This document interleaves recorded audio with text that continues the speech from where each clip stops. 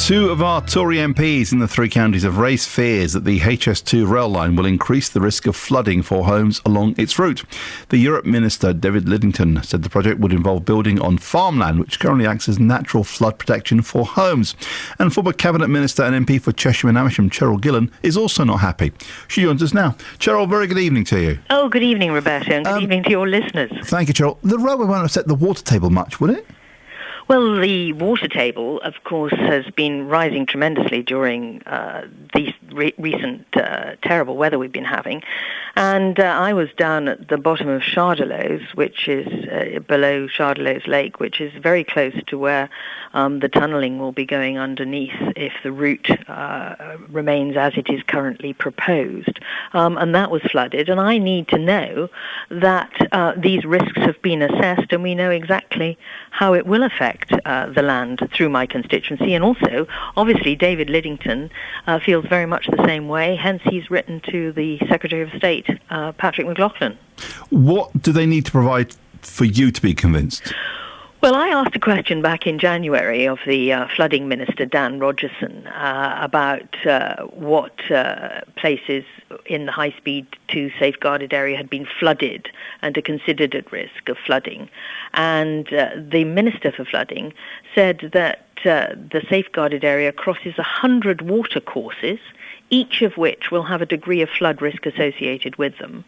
And that scale of the risk will depend on the alignment of the route, but no assessment has been made. It's not been fully assessed yet, as was evident in his answer. So I want that risk assessed. I think we need to know. But aren't you slightly clutching at straws here? Because clearly you're using the reference of the flooding we've experienced in the last couple of weeks, in fact 2 months or so, and that has been an exceptional occurrence.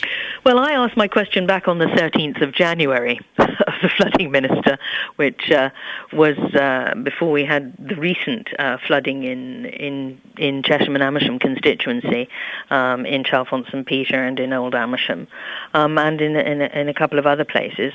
I think it is important, if you are going to be designing and building the largest infrastructure project this country has seen for hundreds of years, we need to know what associated risks there are with it and what those risks are, particularly over water management. Cheryl, we spoke to Martin Tet earlier, and they've put in a couple of proposals as well today in terms of facility that they would like to see. Is it got to the stage now? Has it got to the stage now where we have to accept that this is a done deal? You can keep on pushing and prodding and representing your constituents, but actually, given the sheer political weight behind this project, cross-party, it will happen, and it is about securing the best possible outcome now for your constituents. Well, that position is exactly the same as I've been saying right from the beginning. If, in principle, we cannot persuade government or colleagues that this is not the project for the UK, and I still believe it is not the project for the UK, then I've always maintained that we must get the best possible mitigation for our environment and for the Chilterns, and the best possible compensation. Indeed, I've just come from a CLA meeting looking at a property bond and looking at the compensation, which is a meeting which has been held in Parliament here today, this afternoon. So if this project does go ahead, and it's still not certain that it will go ahead yet, it still has got to get through its parliamentary processes. If it does, though, we need to make sure that we have the best protections in place and compensation.